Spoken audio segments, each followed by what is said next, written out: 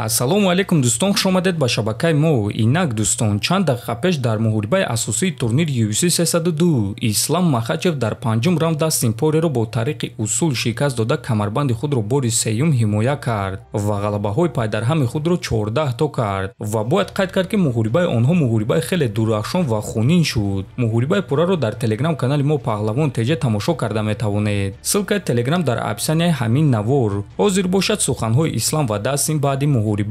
Доруҳое ки айни замон шумо дида истодаен доруҳои гиёҳии босифат аз ширкати шифофармо мебошад ки шумо имконият доред ки ҳамаи ин доруҳоро бо нархи арзон дастрас кунед. Доруҳо барои хунукзадагӣ ва қавӣ кардани мардонагӣ, барои фарбе ва харобшавӣ, барои ришу мӯйсарбарорӣ, барои дарди дил, дарди мушакҳо ва ҳамчунин равғани сиёҳдона ки пайғамбар саллаллоҳу алайҳи ва саллам гуфта буд ки ба ғайр аз марг ба ҳамаи дигар дардҳо даво мебахшад. Худи ҳозир ба номерҳои дар рӯи экран буда занг зада доруҳои даркории худро харидорӣ кунед ва ҳатман аз номи канали Паҳлавон гап занед. Ҳамин гуна шумо ҳам доруҳои даркории худро ба даст меоред ва ҳам канали моро сахт дастгирӣ мекунед. Хонумон ва ҷанобон, ма бо ғолиб ва ҳоло ҳам чемпион Ислам Махачев. Табрик ҷаноб, бо баромади беҳтарин ва ғалабаи олиҷаноб. Ту ӯро дар раунди охир шикаст додӣ. Ба ин муҳориба баромада ту чӣ интизор будӣ ва оё туро ягон чиз ҳайрон кард? Вау, ман фикр мекунам ки Дастин лагери беҳтарин дошт. мураббиҳои ӯ кори хеле зиёд карданд ва ӯ хеле хуб омода шуда буд. ӯ аз текдаунҳои ман худро хуб ҳимоя кард ва ба ман муҳорибаи хеле вазнин дод. ӯ чемпион ва легендаи варзиш аст. Ташаккур Дастин. биё финишро дар охири раунд тамошо мекунем. ту аз зарбазанӣ усули хеле хуб гузаронида ӯро ба замин афтондӣ ва дарҳол ба усули дарс баромадӣ ва бо эҳтимоли калон ту ӯро нафасгир кардӣ, чунки ӯ беҳуш буд.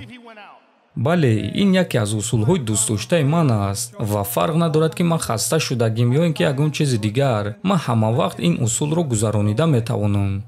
ин баромади беҳтарин буд. Ту камарбанди худро ҳимоя кардӣ ва ман медонам ки ту оиди баромад дар ду вазн гап зада будӣ, вазни сабук ва шояд ки нимёна. ҳозир ту оиди ин чиз чӣ фикр дорӣ вақте ки унвони худро ҳимоя кардӣ? бале, ин орзуи ман аст. ман барои дуюм камарбанд ҷангидан мехоҳам. ман боз ин ҳиссиётҳоро ҳис кардан мехоҳам, чунки вақте ки ту камарбанди худро ҳимоя мекунӣ чунин ҳиссиётҳо нест. ман навашро мехоҳам. ба ту визофи нав дар кор аст. ана ту чӣ мехоҳӣ? яъне ту дар вазни нимёна барои камарбанд ҷангидан мехоҳӣ? 100% ин орзуи ман аст. ва боз як маротибаи дигар ташаккур Дастин, ту ҷангвари ҳақиқӣ. Табрик бо ғалабаи олиҷаноб, чемпион Ислам Махачев хонумон ва ҷанобон. ма бо Дастин Порье хонумон ва ҷанобон. Ту оиди зонуи худ чизе гуфтӣ ӯ осеб гирифт дар вақти муҳориба? бале, дар ана ҳамон кунҷак такон вақте ки ман тоб хӯрдум. ӯ маро афтондан мехост. умуман ман хубам. хуб, ин муҳорибаи беҳтарин буд. ту дар муҳориба лаҳзаҳои беҳтарин доштӣ. фикрҳои худро оиди ин муҳориба баён кун. гӯш кун, ӯ чемпион аст. ман фикр кардам ки ба ӯ фишор кардан мегирам, лекин ӯ ҷавоб медод. ман фикр кардам ки аз текдаунҳо худро хуб ҳимоя мекунам. мо бо Гамрод ин чизро 6 ҳафта тамрин кардем. аз замин ба по бархестан ва дар замин худро ҳимоя карданро тамрин кардем. дар ҷойҳои кушод ман чанд маротиба худро ҳимоя кардам. дар назди сетка ӯ маро меафтонд, лекин дар ин ҷо ӯ аз поён пойҳои маро гирифт. ман пойҳои худро озод кардан мехостам, аммо ҳамаи кор тамом шуд. ман медонам ки пеш аз ин муҳориба ту гуфтӣ ки 35-солаӣ ва бо эҳтимоли калон ин охирон имконияти туз барои соҳиби камарбанд шудан. аммо баъди чунин муҳорибаи беҳтарин ва конкурентӣ, фикрҳои ту чӣ гунаанд?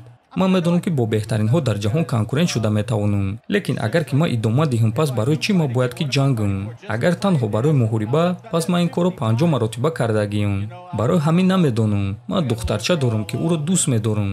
мебинем, лекин ростига ман фикр мекунам ки бо ҳамин тамом ҷо. хайр, агар ҳамин гуна бошад, пас туро бо карьераи олиҷанобат табрик мегӯем ва муҳорибаҳои туро шарҳ додан шараф буд. қарор аниқ нест, аммо агар ки ин охирон муҳорибаи ман бошад, пас ман ҳамаи роҳи худро ба онҳое мебахшам ки маро сохтанд.